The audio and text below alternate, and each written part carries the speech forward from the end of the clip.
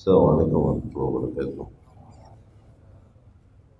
Alhamdulillah nahmaduhu wa nasta'inu bihi wa nastaghfiruh wa na'udzu billahi ta'ala min shururi anfusina wa min sayyiati a'malina.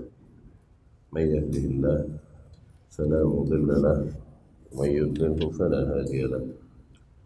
Asyhadu an la ilaha illallah wa asyhadu anna Muhammadan abduhu wa rasuluhu, amma ba'd. فإن أصدق الكلام كتاب الله وخير الهدي هدي محمد صلى الله عليه وسلم وشر الأمور محدثاتها وكل محدثة بدعة وكل بدعة ضلالة وكل ضلالة في النار. أما بعد. Akhwati rahimakumullah, masuk ke bab yang ke-35 ya. 35 ya.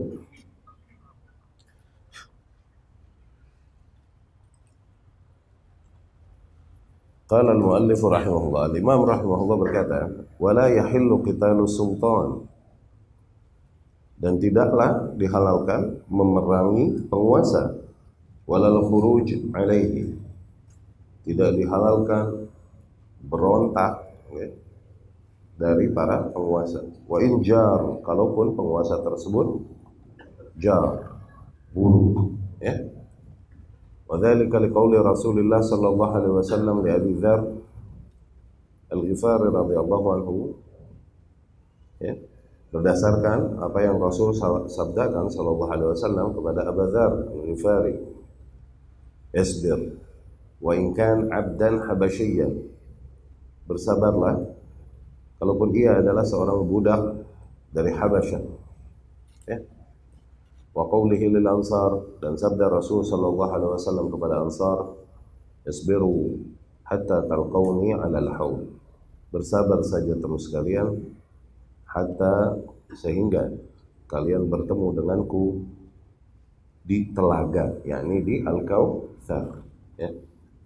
Walaysa minas sunnah qitalu sultan, tidak ada sama sekali di antara ajaran sunnah Rasul sallallahu alaihi wasallam untuk memerangi penguasa. Fa inna fihi fasadad dunya wad din, dikarenakan tindakan demikian akan membawakan kerusakan baik duniawi ataupun ukhrawi ya, kerusakan agama dan kerusakan dunia ya. Demikian yang disepakati oleh Ahlus Sunnah ya, masih rangkaian bentuk mendengar dan mentaati penguasa ya. Yang terbentuknya adalah tidak memberontak kepada penguasa kalaupun kita temukan kezaliman dan keburukan, kerusakan pada para penguasa. Semua kaum yang bergerak untuk memerangi penguasa pasti jargon yang diserukan adalah dalam rangka perbaikan, ya kan? Entah perbaikan negara, entah demi mendirikan syariat Allah, entah dalam rangka membela Al-Quran, semuanya sama. Ya? Seolah-olah mereka memperjuangkan sesuatu yang menjadi maslahat bagi dunia dan agama mereka. Tapi sejarah sunnatullah membuktikan dari zaman ke zaman, sebagaimana yang dikatakan Ibnu Taimiyah rahimahullah, bahwa tindakan demikian akhirnya la dinan aqamu wala dunyan hafazu, nggak ada bentuk beragama yang mereka dapat dirikan, tidak ada juga maslahat duniawi yang dapat mereka jaga. Justru setelah melakukan pemberontakan, malah semua aspek beragama rusak, semua aspek maslahat duniawi juga rusak, dikarenakan tindakan pemberontakan demikian ya. Syekh Shalih Al-Fauzan hafizahullah berkata, la yajuz li ahadin an yuqatila sultan, tidaklah diperbolehkan bagi siapapun untuk memerangi para penguasa, bi yakhruja alaihi bisilah, dan hadza yatarattab alaihi mafasid katsira ya. Tak boleh bergerak ya kan, seorang pun bergerak mengangkat senjata melawan penguasa, dikarenakan tindakan demikian akan membawakan banyaknya kerusakan. Perkataan al-imam rahimahullah, wala yahillu qitalu sultan walal khuruj alaihi wa injar, dan tidaklah dihalalkan memerangi penguasa tidak juga berontak kepada para penguasa kalaupun mereka berbuat zalim, berbuat jur, ya. Maknanya adalah yahrumu qitalus sultan, yakni muqatalat sultan kama taf'al al-khawarij. Demikian diharamkan tindakan memerangi penguasa sebagaimana yang dilakukan oleh kaum khawarij. Wa injar, kalaupun penguasa tersebut penguasa yang jur, berbuat kerusakan, ya, berbuat kezaliman. Hasal minhu jurun au zulmun, kalaupun terjadi dari para penguasa tersebut kezaliman, fa innahu yusbar ala dzalik, maka kewajibannya, yakni kewajiban kaumnya adalah untuk bersabar menghadapi kondisi itu. Lianna sabra ala dzalik ma' ma fihi min ad-darar akhaffu min ad-darar alladhi yahsul bil khuruj alaihi. Dikarenakan bersabar menghadapi kondisi kondisi penguasa yang buruk, kalaupun mungkin terjadi madarat, dikarenakan bersabar berada di bawah penguasa yang buruk, bagaimanapun madarat yang terjadi jauh lebih ringan daripada madarat yang akan terjadi dengan memberontak kepada penguasa tersebut. Fad-darar alladhi yahsul ma'a sabr ala ta'ati sultan al-ja'ir, sekali lagi, maka madarat, ya, yang terjadi ketika seseorang merealisasikan bersabar, okay, memilih untuk tetap bersabar, mentaati penguasa, kalaupun penguasa yang zalim, madarat yang terjadi dalam kondisi demikian akhaf, itu lebih ringan, minad darar, daripada madarat alladhi yahsul bil khuruj alaihi, daripada madarat yang akan terjadi dengan berontak kepada penguasa. Wala syakka anna minal qawa'idil muqarrarah fil Islam, tidak diragukan lagi bahwasanya di antara kaidah-kaidah yang ditetapkan di dalam syariat Islam adalah irtikab akhaf ad-dararain, adalah memilih darar yang lebih ringan lidaf'i a'lahuma, untuk menghindari madarat yang lebih besar. Ini baru penerapan irtikab akhaf ad-dararain yang benar, ya.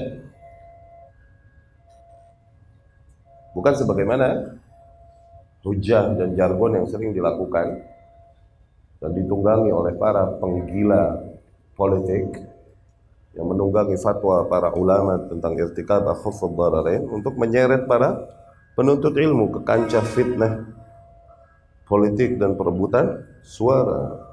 Nah, ya, penerapan irtikab akhaf ad-dararain yang sama sekali nggak tepat. Terutama setelah kita lihat sendiri hasilnya, ternyata tidak lebih ringan madarat yang terjadi dengan diadakannya pemilu demikian, ya.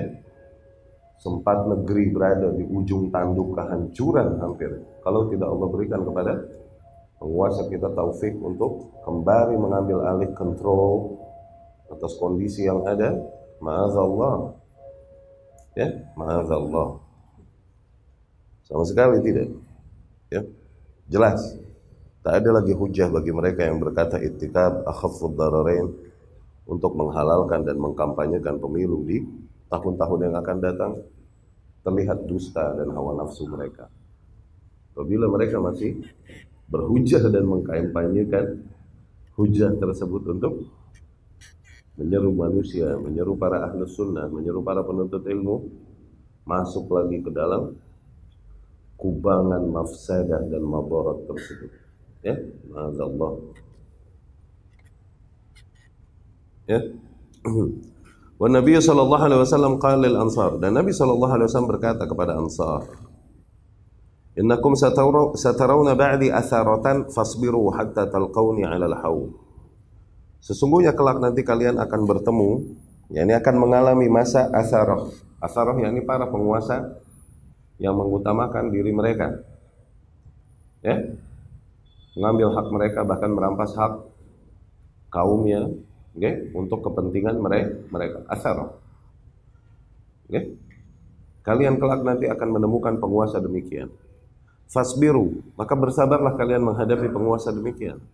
Hatta talqawni 'alal haud, sehingga bersabarlah terus sehingga kalian bertemu denganku kelak di telaga, ya. Yang ini diantara sesuatu yang menyelamatkan manusia dari sirat, dari hisab, sehingga dia dapat bertemu dengan Rasulullah sallallahu alaihi wasallam di telaganya dan berhasil melewati semua rintangan itu, adalah bersabarnya dia menghadapi penguasa yang zalim. Apabila dia memilih langkah sabar tersebut menghadapi penguasa yang zalim, emang berangkat dari mengharapkan ridha Allah Subhanahu wa taala, mengikuti sunnah Rasul sallallahu alaihi wasallam, la syak, tidak diragukan lagi, itu menjadi sebuah amalan yang dengannya akan menjadi kifarat, penghapus dosa-dosanya yang lain. Dikarenakan kifarat terbesar adalah dengan merealisasikan tauhid dan merealisasikan al-ittiba'. Ya?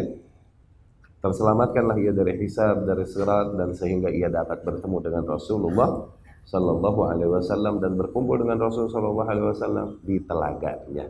Tuh.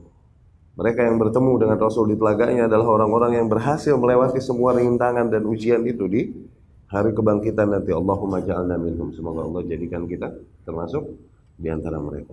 Ya. Ausahum bisabr. Syekh Shalih Fauzan hafizahullah berkata bahwa Nabi SAW mewasiati mereka untuk senantiasa bersabar. Ma'annahum yalqawna athar. Padahal jelas mereka kelak akan bertemu dengan para athar. Ini para penguasa yang melakukan kemungkaran, ya, merampas harta kaumnya demi kepentingannya, hak-hak kaumnya tidak dipenuhinya, dirampas olehnya. Korup gak? Bahasa lain dari korup gak? Asarah, korup. Ya?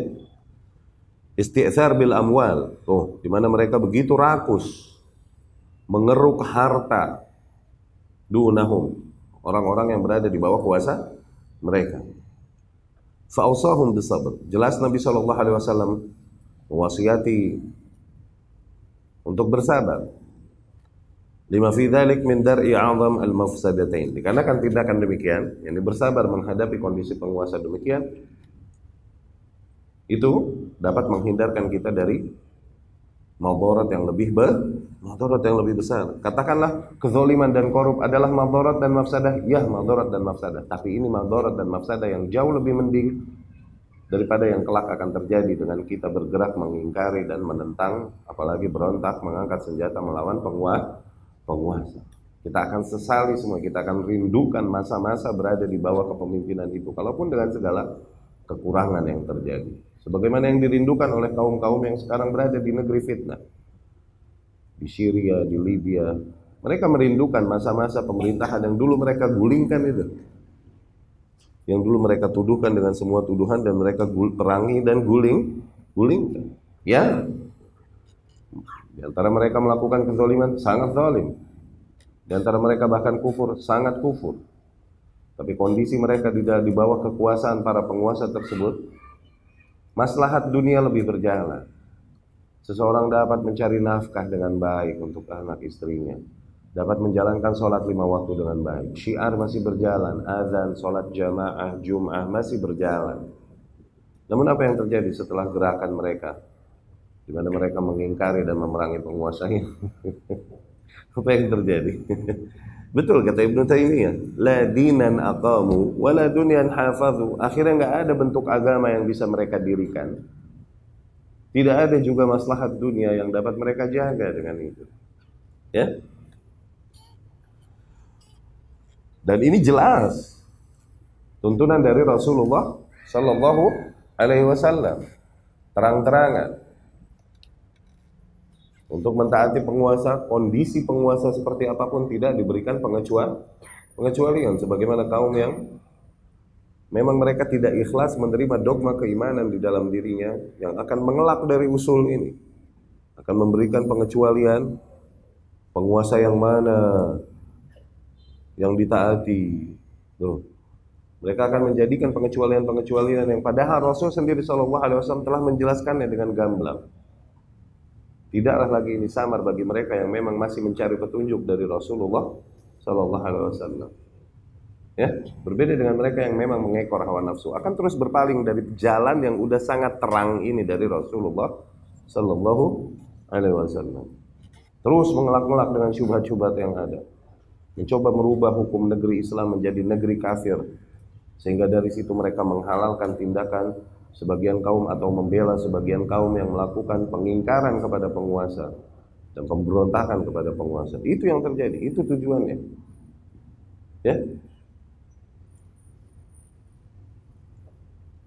Qauluhu, perkataan al-Imam rahimahullah, wa dzalika liqauli Rasulillah sallallahu alaihi wasallam li Abi Dzarr al-Ghifari, isbir wa in kana 'abdan habasyiyan. Nilai demikian itu disimpulkan dari hadis-hadis yang datang dari Rasulullah sallallahu alaihi wasallam, di antaranya apa yang disabdakan oleh Rasul kepada Abu Dzar. Bersabarlah kau, kalaupun penguasa tersebut adalah seorang budak dari Habasyah, budak dari Afrika, ya. Yani penguasa dengan kondisi katakanlah physically tidak membuat kita takjub, ya, tidak membuat kita terkesan, ya. Di sanad lain Rasul sallallahu alaihi wasallam abad mujadda' al-atraf.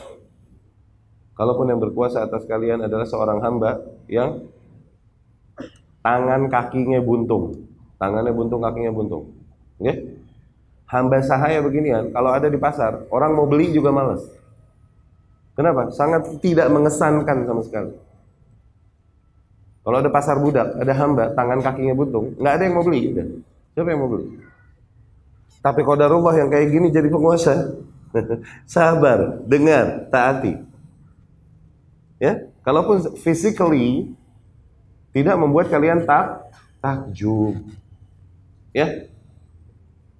Inilah keburukan yang dilakukan oleh sebagian kaum yang sampai titik mencela pemimpin yang ada, bukan karena kebijakan-kebijakan saja yang diambil, tapi sampai titik fisik. Mencela-cela fisiknya.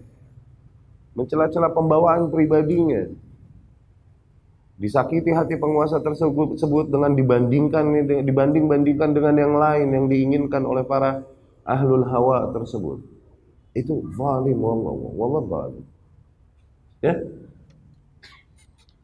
yakni la yahtakir waliyal amr. Maknanya adalah tidak boleh seseorang mencela, menghina penguasa yang ada. Wa in kan madharuhu ghairu jamil. Kalaupun tampangnya nggak bagus, wa in kana aswadal laun, katakanlah kulitnya misalnya hitam pekat sebagaimana orang-orang Habasyah, okay? Aw laisa lahu nasab Arabi, atau katakanlah dia bukan seorang turunan Arab. Li'anna al-ibrah bimansibih. Maka agar kita bersabar untuk tetap memenuhi haknya, didengar dan ditaati, dikarenakan ibrah diambil itu bukan dari fisiknya, turunannya, bukan, tapi karena posisinya dia sebagai penguasa. Laisatil ibrah bi syakhsi. Bukanlah ibrah karena personalitinya, bukan. Ya. Yang dinilai itu diambil dikarenakan posisinya. Bukan dari personalnya atau fisiknya. Fayuta' madam annahu muslim. Maka harus senantiasa ditaati selama ia masih seorang muslim. Wala yanzuru ila madhharihi mimma la yu'jib an-nadhir lidamamatihi. Dan tidak boleh seseorang melihat dari sisi tampang fisiknya. Kalaupun tampangnya tidak mengesankan bagi orang yang melihatnya, lidamamatihi aw lirithathatihi. Misalnya karena damamah atau rathatha, gembel, tampangnya lecak. Nggih? Aw la'ib fi jismi, atau mungkin ada kekurangan dari sisi fisiknya. Mujadda' al-atraf, kata Rasul sallallahu alaihi wasallam. Kalaupun mujadda' al-atraf, ujung-ujungnya mujadda' yani mughatta, buntung. Ya, tangannya, kakinya buntung. Kullu hadza la yusawwi al-khuruj alaihi. Semua kondisi itu tidaklah akhirnya menjadi pembenaran bagi kaum tersebut untuk berontak kepada penguasa itu. Hatta law kan maridun, kalaupun penguasa itu dalam keadaan sakit, aw indahu dha'fun sihhi, atau penguasa tersebut memiliki penyakit, memiliki kelemahan dari sisi kesehatannya, madam in aqadat bai'atuh, selama telah didirikan bai'at atasnya, fa innahu yusbar alaih, maka yang wajib atas kaum tersebut untuk bersabar, berada di bawah kuasanya. Yusma' lahu, didengar, wa yuta', ditaati, walau kan bihadhihi sifat, kalaupun dengan semua sifat buruk demikian. Ya. Qauluhu wa laysa minas sunnah qitalu sultan. Perkataan Al-Imam rahimahullah, dan tidaklah termasuk bentuk sunnah qitalu sultan, memerangi penguasa. Ya. Maknanya tidak ada sama sekali ajaran di dalam sunnah Rasul sallallahu alaihi wasallam, tidak di dalam hadis yang sahih, tidak di dalam yang dhaif lagi, tidak di dalam yang hasan. Nggak ada perintah Rasul sallallahu alaihi wasallam untuk memerangi penguasa. Itu adalah hal yang jelas sangat bertentangan dengan apa yang diajarkan Rasulullah sallallahu alaihi wasallam. Syekh Shalih Fauzan berkata, "Laisa fis sunnah ats-tsabitah 'anil Nabi sallallahu alaihi wasallam." Tidak ada di antara ajaran-ajaran Nabi sallallahu alaihi wasallam dari Nabi sallallahu alaihi wasallam untuk memerangi para penguasa. La fi hadis wahid. Tidak ada satu hadis pun yang mengajarkan dan memerintahkan demikian. La dhaif wala hasan wala sahih. Tidak ada hadis, bahkan yang dhaif deh, hadis dhaif enggak ada. Apalagi yang hasan dan yang sahih dari Nabi sallallahu alaihi wasallam. Laisa fi sunnati hadis yadullu ala qital sultan al-muslim. Sama sekali tidak ada di dalam hadis manapun yang menyarankan bagi manusia untuk memerangi penguasa muslim. Wa in kan fasiqan, kalaupun penguasa tersebut adalah seorang fasik. Wa in kan zaliman, kalaupun seorang penguasa tersebut adalah seorang zalim. Wa in kan jairan, kalaupun penguasa tersebut adalah seorang yang rusak. Wa in kan mustathiran bil amwal, kalaupun penguasa tersebut adalah penguasa yang korup. Fala yajuz al-khuruj alaihi, tetap tidak diperbolehkan berontak kepadanya. Dalil ahadits kulluha tadullu ala sabr ala dhalik. Bahkan yang ada justru sebaliknya. Semua hadis-hadis yang terang-terangan datang dari Rasul sallallahu alaihi wasallam malah justru memerintahkan kita untuk terus bersabar mendengar dan mentaati penguasa demikian. Wa tahrim al-khuruj alaihi, dan terang-terangan menegaskan keharaman berontak kepada para penguasa. Wala ya'ni hadza anna sultan la yunasah, tapi tidaklah ini semua berarti bahwasanya para penguasa tidak dinasehati. Salah, dinasehati mereka. Ya. Tidaklah ini berarti kita mengatakan bahwa penguasa suci kalaupun mereka berbuat kerusakan. Salah, mereka salah, dosa-dosa. Alaikum ma hummiltum wa alaihim ma hummilu wa alaikum ma hummiltum, kata Rasulullah sallallahu alaihi wasallam. Kalian memiliki beban yang kalian tanggung, yakni catatan amal yang kalian tanggung, dan kalian akan bertanggung jawab nanti di akhirat. Mereka juga punya. Dan toh kalian nggak dituntut tanggung jawab mereka yang mereka tak selesai, kalian nggak dituntut. Ya. Dan tidaklah semua poin usul kita ini bermakna bahwasanya para penguasa nggak dinasehati dan haram menasehati penguasa. Loh, nggak begitu. Ya.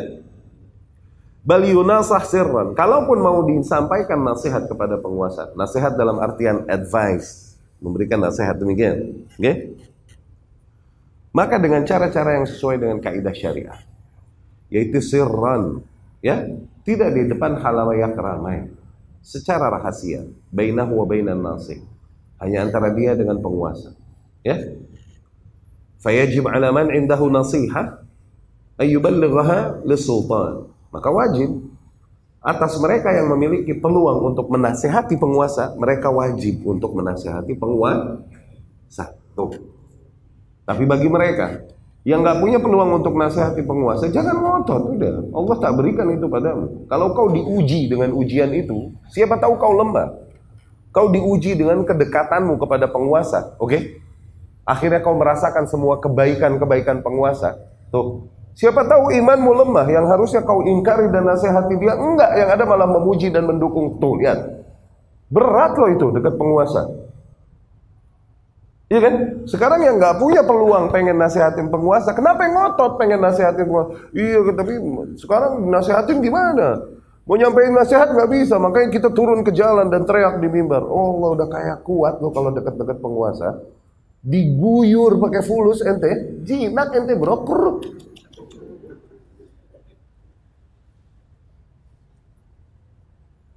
Jadi mandil nanti buat penguasa nanti, mandil tuh. Jadi sapu tangan buat penguasa nanti, buat tisu penguasa nanti. Kuat nggak ente dekat penguasa? Akhirnya harusnya kau mengingkari apa yang dia putuskan. Awas dengan adab. berdua dengan yang menyampaikan nasihat. Harusnya kau memberikan masukan-masukan yang tepat lebih sesuai dengan syariat, yang bertentangan dengan sikap yang dia ambil. Cuman karena diguyur fulus terus, akhirnya ayo lo, berat dekat penguasa. Jangan paksain diri seolah-olah Allah memberikan kewajiban kepadamu untuk mengingkari para penguasa. Alhamdulillah kita nggak dikasih dekat sama penguasa. Alhamdulillah nggak. Alhamdulillah, kalau dekat nggak tahu jadi apa kita.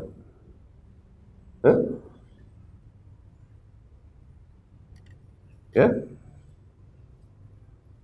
yunasah sirran. Kalaupun disampaikan nasihat juga, nah orang-orang yang memiliki kedekatan dan peluang menyampaikan nasihat kepadanya, sampaikan nasihat sirran, tidak di depan umum. Bainahu wa bainan nasih, berdua-dua. Yajib 'ala man 'indahu nasiha ay yuballighuha lis-sultan.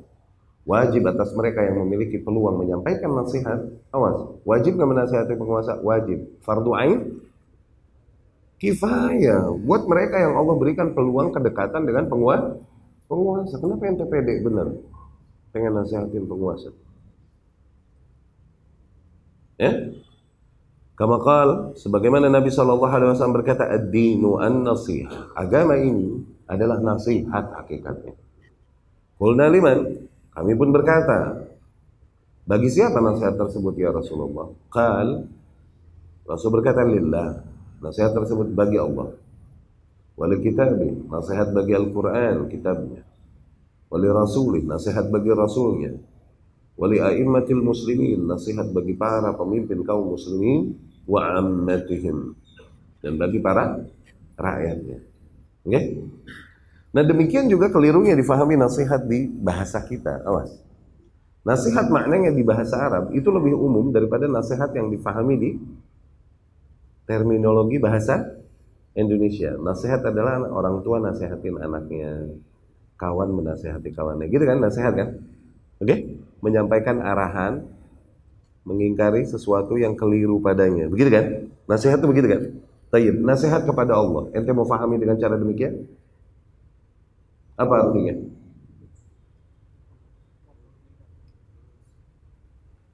Ente mau nasihatin Allah? Apabila makna nasihat itu yang ada di dalam hadis-hadis tentang nasihat kita fahami dengan terminologi bahasa Indonesia, keliru gak akhirnya? Nasihatin Allah, nasihatin Rasul, songong gak? Kayak Khawarij yang bilang dan mengingkari Rasulullah Sallallahu Alaihi Wasallam, seolah-olah kau lebih mengetahui kebenaran daripada manusia di muka bumi yang dipilih Allah untuk diturunkan kitab padanya. Mana nasihat tulus, menginginkan kebaikan. Emang dia menginginkan kebaikan. Kalau memang menginginkan kebaikan, maka dia penuhi hak-haknya. Dia penuhi tanggung jawabnya dalam rangka memenuhi hak. Dia lakukan tanggung jawabnya dalam memenuhi hak individu tersebut. Itu namanya menasehatinya. Aku nasihat kepada kawanku, yakni aku memenuhi haknya. Aku menutup aibnya, ini bentuk nasihatku padanya. Tuh. Aku tidak membiarkannya terjerumus ke dalam kesyirikan. Nah, ini bentuk nasihatku padanya, ini bentuk ketulusanku. Aku menginginkan kebaikan untuknya sebagaimana aku inginkan bagi diriku. Itu nasihat.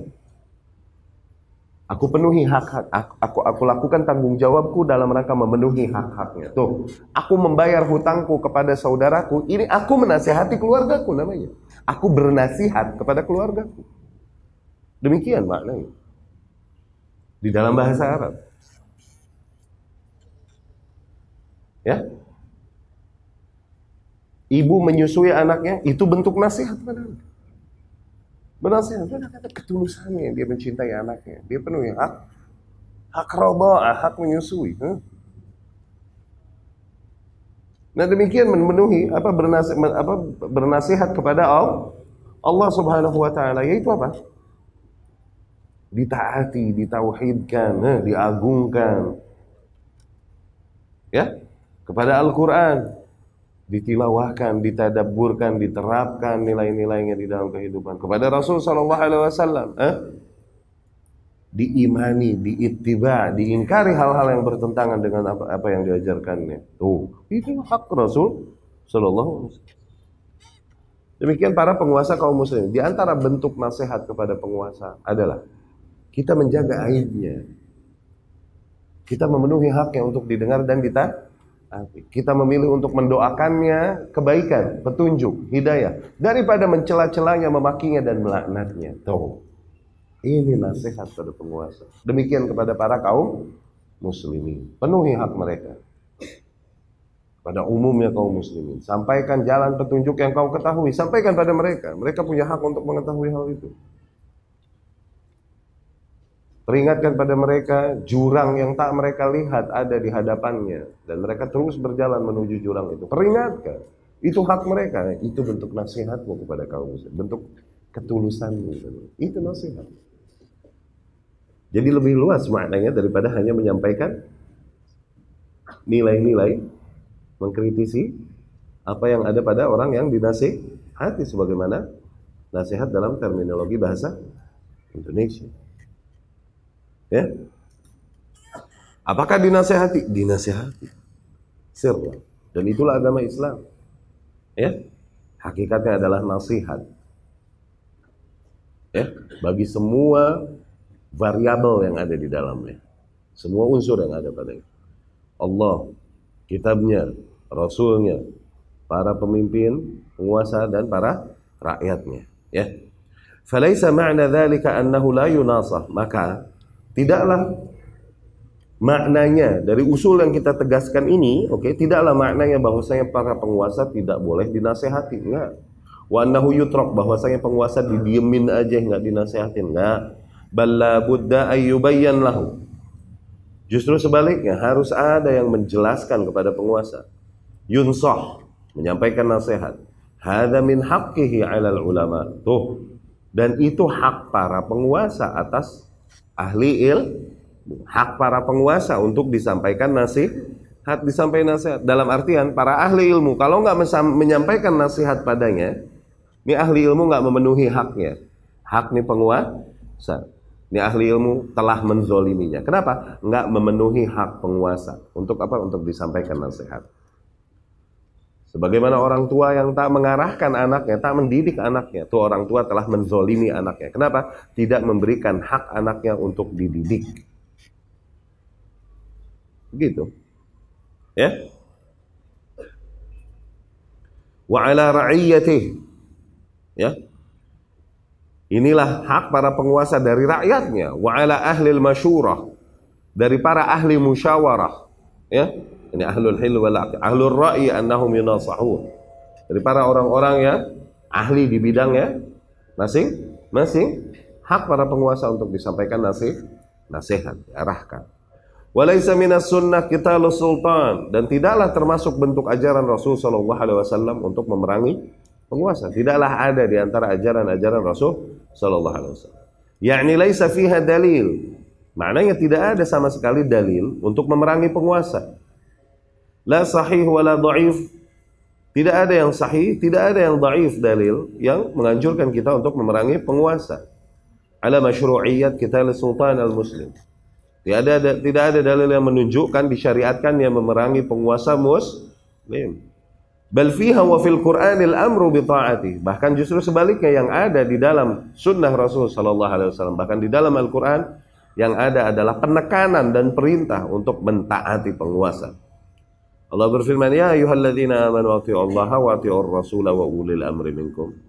Wahai orang-orang yang beriman, taatilah Allah, taatilah Rasul dan para penguasa yang ada di antara kalian. Unzur ila qaulihim minkum. Lihatlah kepada firman Allah Subhanahu wa taala, penguasa dari antara kalian.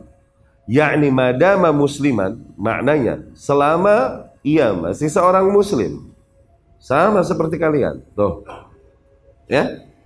Fa innahu tajibu ta'atu. Maka wajib mentaatinya, ya. Qauluhu. Tayyib. Bagaimana sekarang apabila kepala sebuah daerah non muslim? Apakah kita taati?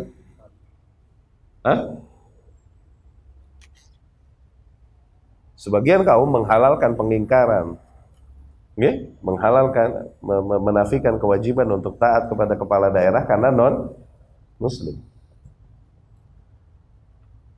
Yang benar gimana? Hah? Maka ada 2 tahap pembahasan di sini. Oke? Tahap pembahasan pertama adalah yang dilihat jadi ibrah adalah kepala negara secara keseluruhan, dan daerah itu hanya salah satu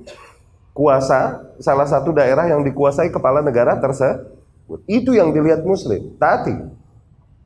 Kalau dia memilih salah seorang di antara pekerja-pekerjanya yang menjadi peperanjangan tangannya adalah seorang non-muslim, dia punya hak untuk ditaati. Tuh, paham?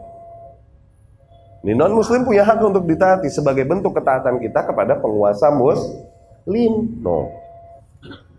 Sekarang dia memilih seorang pekerjanya untuk membantu running country, untuk membantu menjalankan negara. Oke? Okay? Dan di antara yang ditunjuknya untuk membantunya adalah seorang non-muslim. Maka dia termasuk di dalam keumuman penguasa yang punya hak untuk ditaati. Itu satu. Oke? Pembahasan yang kedua, katakan kepala negaranya, pusatnya non-muslim. Katakan. Ini ala fard, worst case scenario. Oke? Yang naik non-muslim, mau kata apa lo? Ada hadis dari Rasul Shallallahu Alaihi Wasallam yang menunjukkan kepada hal ini selama mereka masih muslim, masih sholat, ya kan? Kecuali apabila kau melihat kekufuran yang nyata padanya. Kekufuran yang nyata adalah ketika dia beragama selain agama lain, selain agama bisa udah kufur fix. Tayyib langsung jatuh. Kewajiban mendengar dan mentaati? Tidak. Tetap dilihat kesiapan. Apakah rakyat memiliki kuasa, memiliki kemampuan, memenuhi syarat untuk menjatuhkan penguasa tersebut atau tidak? Memiliki kesatuan nggak? Memiliki tokoh yang disepakati untuk mereka naikin nggak? Jangan sampai udah menjatuhkan yang non-muslim itu, setelah itu para kaum muslimin berebutan, kelompok-kelompok masing-masing memiliki jagoan untuk naik. Yang ada setelah sebuah negeri yang berada di bawah kuasa kafir dengan semua madaratnya menjadi sebuah negeri yang fitnah, di mana setiap kelompok kaum muslimin saling berperang dan membunuh satu sama lain berebutan kuasa. Mendingan keadaan yang mana? Mendingan keadaan sabar berada di bawah penguasa kafir. Nah, itu Rasul Shallallahu Alaihi Wasallam di Mekah. Apakah para penguasa dan pembesar yang ditaati oleh kaum yang hidup di Mekah pada saat itu muslim? Tayyib. Rasul melakukan gerakan underground untuk mencoba menggulingkan kuasa atau merebut kuasa?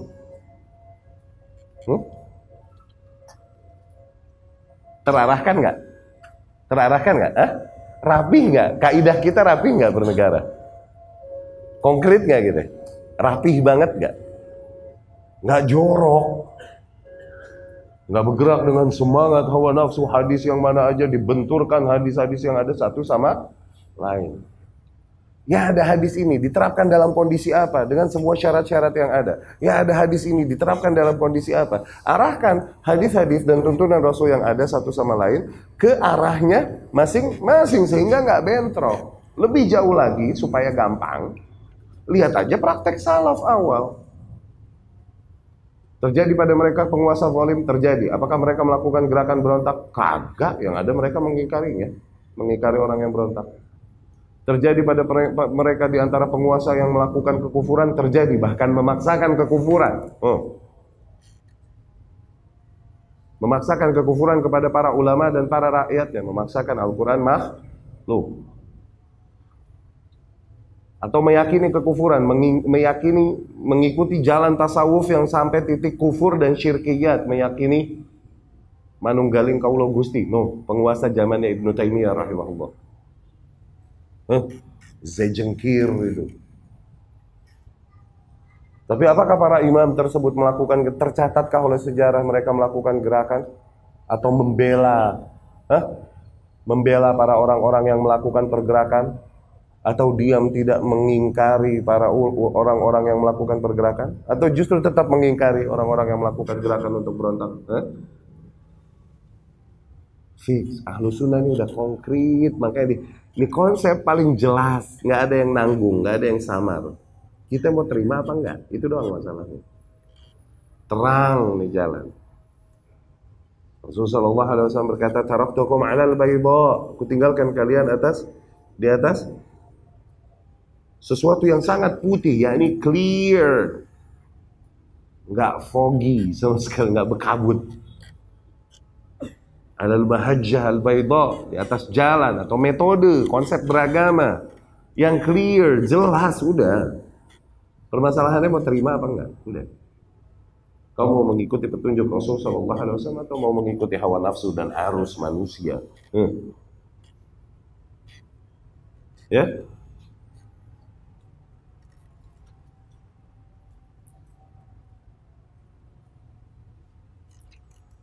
Dapat dipahami itu ya?